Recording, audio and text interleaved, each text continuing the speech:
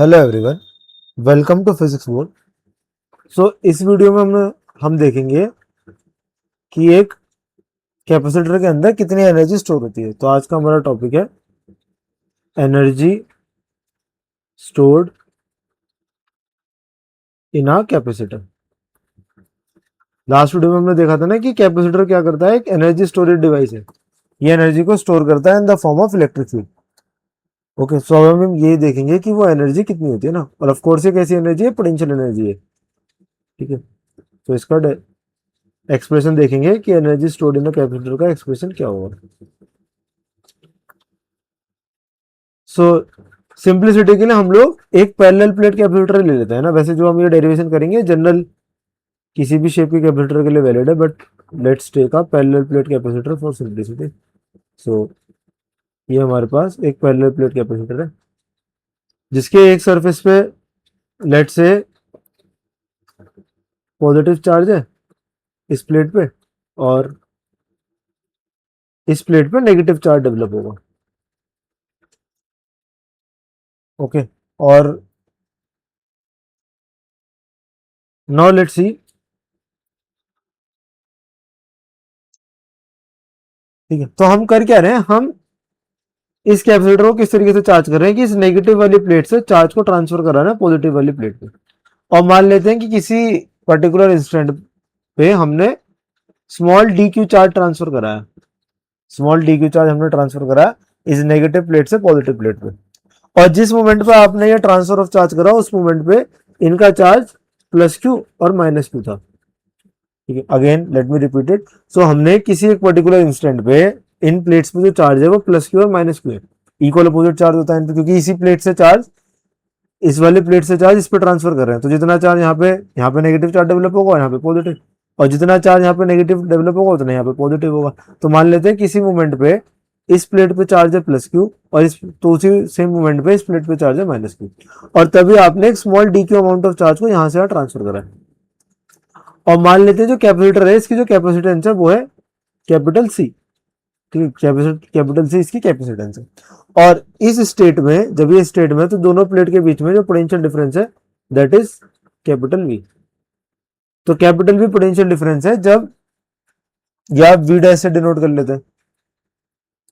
तो we dash जो है पोटेंशियल डिफरेंस है ये इस इंटरमीडिएट स्टेट में। ठीक है, एक्चुअल में पूरा प्रोसेस ये होगा कि हमने जो प्लेट्स है ना, इन पे इनिशियली चार्ज 0 0 होगा। अब आपने ट्रांसफरिंग शुरू कराई है, यहाँ से चार्ज को यहाँ ट्रांसफर कर रहे हो। ठीक है, चार्ज को ट्रांसफर कर रहे हो। सो धीरे धीरे चार्ज बिल्डअप होगा, इस पे नेगेटिव चार्ज और इस पे पॉजिटिव चार्ज इस वाली प्लेट पे। तो उसमें एक इंस्टेंट है जब इसमें प्लस क्यू चार्ज है और इस पे माइनस क्यू चार्ज है। ठीक है, गॉट इट। और लेट से कि जो मैक्सिमम चार्ज इस पे बिल्डअप हो सकता है that is Q not. Q not क्या है, मैक्सिमम चार्ज। ठीक है, जहां तक चार्जिंग होनी है, मैक्सिमम चार्जिंग जहां तक होनी है वो है क्यू नॉट। ठीक है, तो ये क्यू इंटरमीडिएट स्टेप है, मतलब इन कैपेसिटर की प्लेट्स पे चार्ज 0 से लेके क्यू नॉट तक जाएगा। ठीक है, और हम ये इंटरमीडिएट स्टेट की बात इसलिए कर रहे हैं क्योंकि लगातार जैसे जैसे चार्ज डेवलप होगा वैसे वैसे पोटेंशियल डिफरेंस भी चेंज होगा।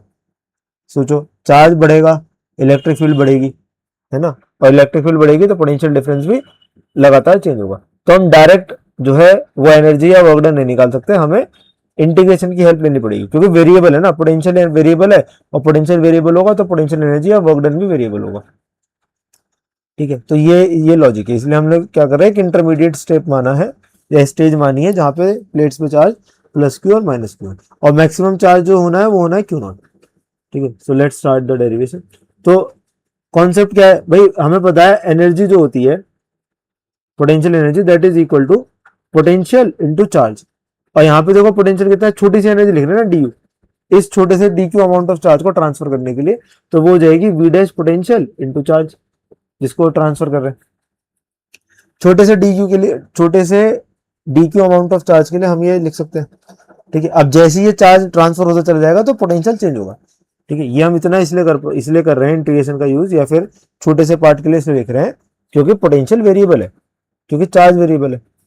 ठीक है, गॉट इट। सो तो ये डी यू हो गया, और अब यहां से मैं अगर इस पोटेंशियल को लिखना चाहूं तो हमें पता है कैपेसिटेंस का फॉर्मूला होता है Q बाय V। तो अभी इस मोमेंट पे चार्ज है Q और पोटेंशियल डिफरेंस है वी डैश। तो यहां से वी डैश की जगह लिख सकते हैं क्यू बाय सी। तो यहाँ वी डैश की जगह लिखेंगे Q by C into D Q, Q by C into D Q.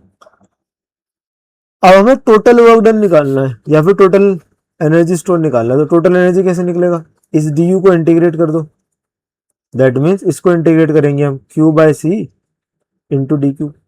और इंटीग्रेशन की लिमिट कहां से कहां तक जाएंगी, सो इनिशियल चार्ज कितना था 0, वे चार्ज पे लिमिट है या चार्ज पे इंटीग्रेशन है। और फाइनल चार्ज कितना हो जाएगा क्यू नॉट, मैक्सिमम चार्ज ये तो है जो फाइनल चार्ज इसमें डेवलप होगा, दैट इज क्यू नॉट। ठीक है, अब देखो डिवाइस का कैपेसिटेंस तो कांस्टेंट है, तो कैपेसिटेंस को तो इंटीग्रेशन से बाहर लिख सकते हैं। So we can write it as 1/c। Capacitance तो कांस्टेंट है, ये मटेरियल की प्रॉपर्टी, ज्योमेट्री की प्रॉपर्टी, बेसिकली मटेरियल की भी नहीं, जो ये ज्योमेट्री ऑफ द कैपेसिटर है उसकी प्रॉपर्टी होती है। इसको चार्ज से कोई लेना देना नहीं है, चाहे कैपेसिटर पर कितना भी चार्ज हो, कैपेसिटेंस कांस्टेंट ही रहता है। ठीक है, चाहे चार्ज वेरी करे या चाहे पोटेंशियल डिफरेंस वेरी करे। तो ये कांस्टेंट है तो बाहर आ गया, अंदर खाली क्या बचेगा क्यू इंटू डी क्यू।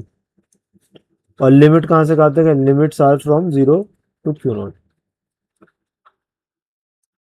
अब इसको इंटीग्रेट कर लेते हैं। सो 1/c तो एज इट इज है।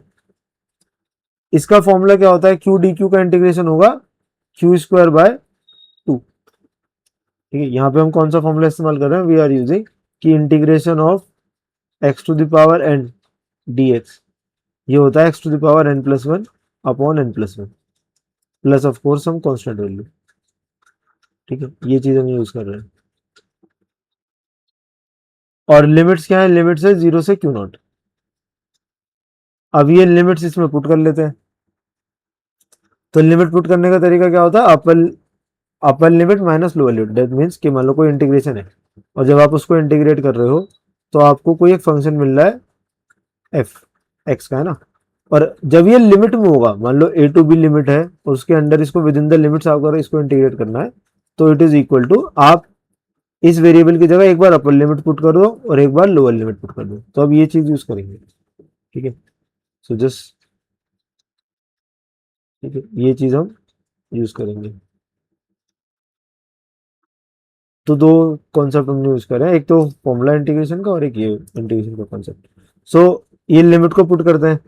तो हमारे पास देखो ये था u is equal to 1/c, और एक बार यहाँ पे देखो q की जगह एक बार रखेंगे q नॉट और दूसरी बार रखेंगे 0। तो वो जरा यूज करते हैं। तो u is equal to 1/c upper limit, तो q की जगह q नॉट का स्क्वायर बाय 2 माइनस 0 का स्क्वायर बाय 2, ये हो गया। ये इस चीज को हमने यूज करा है कि एक बार upper limit minus lower limit. Now C 1/c ये हो गया, और ये 0 तो 0, 0 का स्क्वायर 0 और 0/2 इज अगेन 0।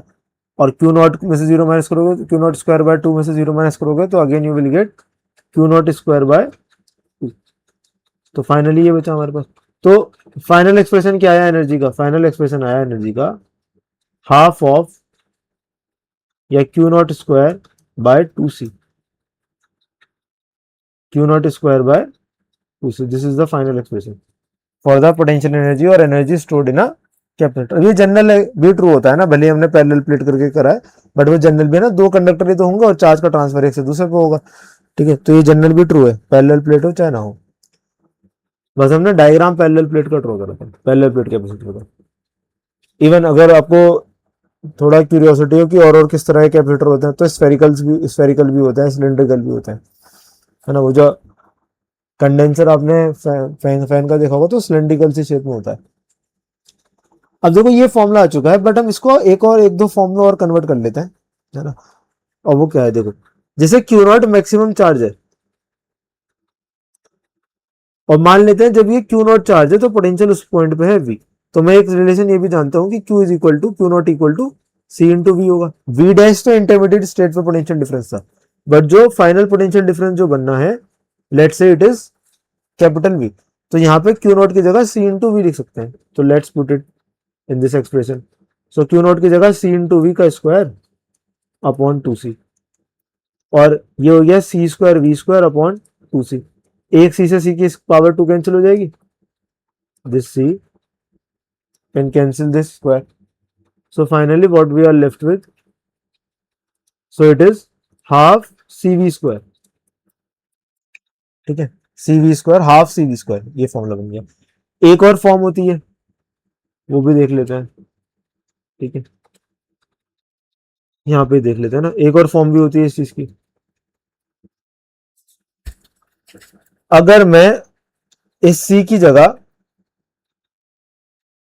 ठीक है, सी वी स्क्वायर हो गया, एक और, हाँ, अगर मैं इस सी की जगह क्यू नॉट बाय वी कर दूं, यहां से सी की जगह सी का फॉर्मूला क्या बनेगा, क्यू नॉट बाय वी।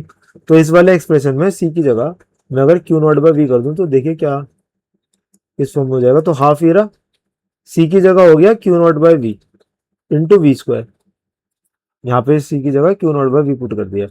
तो इससे देखो ये वी से वी की पावर टू कैंसिल हो जाएगी, तो फाइनल एक्सप्रेशन क्या आएगा, final expression will be half Q not V. So तीनों ही एक्सप्रेशन है एनर्जी के, एक ये हो गया, एक ये Q not square by two C वाला हो गया, और एक ये हो गया।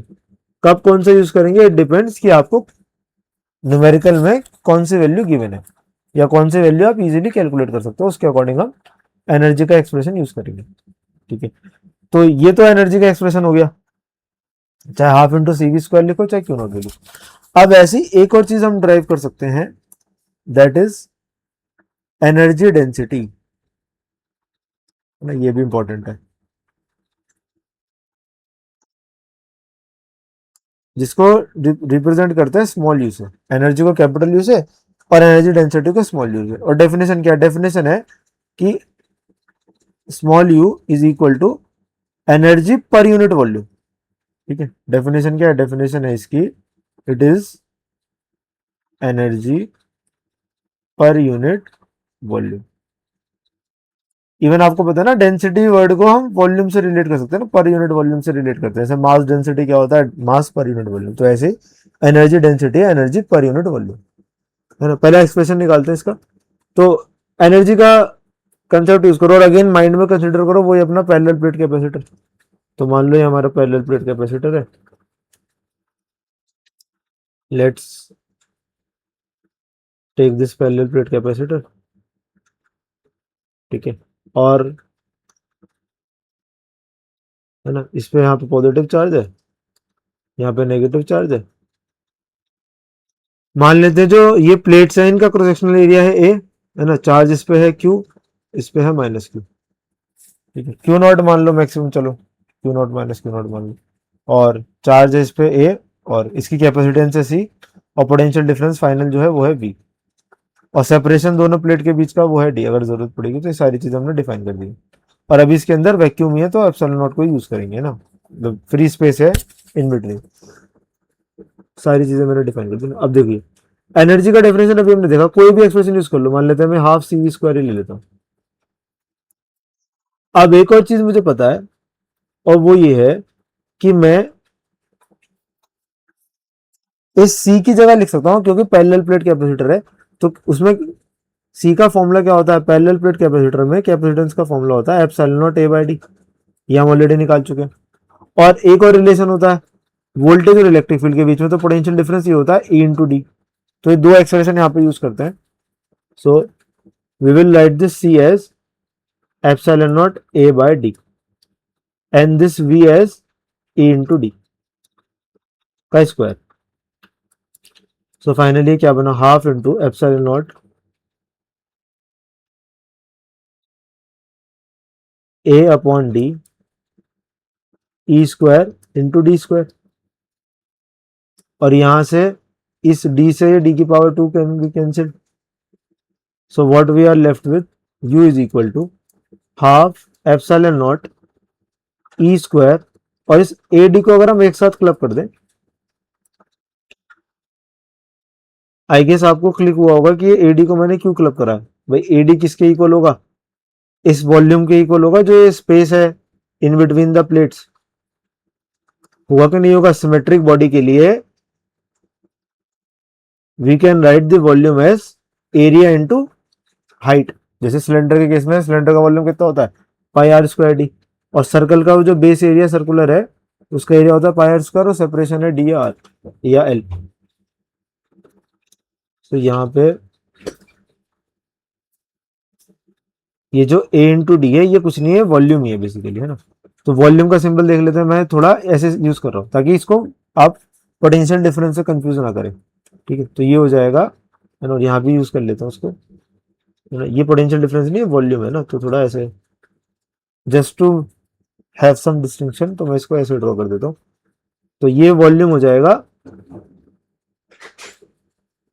Cross sectional area into separation between the plates. ये वॉल्यूम हो गया इन बिटवीन, ये जो जहां पे जितनी रीजन में इलेक्ट्रिक फील्ड होगी बीचों बीच, ठीक है, प्लेट्स के बीच में जो रीजन है उसका वॉल्यूम है, जिसको हम कैलकुलेटर का वॉल्यूम भी कह सकते हैं। सो अब देखिए, ये ए इंटू डी की जगह क्या लिखेंगे, half epsilon naught E square, और ए इंटू डी की जगह लिखेंगे वॉल्यूम। और इस वॉल्यूम को अगर मैं इधर डिवाइड में ले आऊं तो देखो जो मुझे टर्म निकालनी थी वो टर्म बन चुकी है। यही तो मुझे निकालना था, energy stored per unit volume which is equal to nothing but energy density. So this is written as u, small u is equal to half epsilon naught e square। तो एनर्जी डेंसिटी डिपेंड करता है electric field में जो उसके बीच में है, मतलब जितनी ज्यादा स्ट्रॉन्ग इलेक्ट्रिक फील्ड होगी उतनी ज्यादा एनर्जी। तो ये एक डायरेक्ट भी आपको एसेंस ये देता है that energy stored in the form of electric field, एक ये एसेंस देता है that energy is stored in the form of electric field. ठीक है, एक ये भी आप यहां से डायरेक्ट एसेंस देख सकते हैं। ओके, सो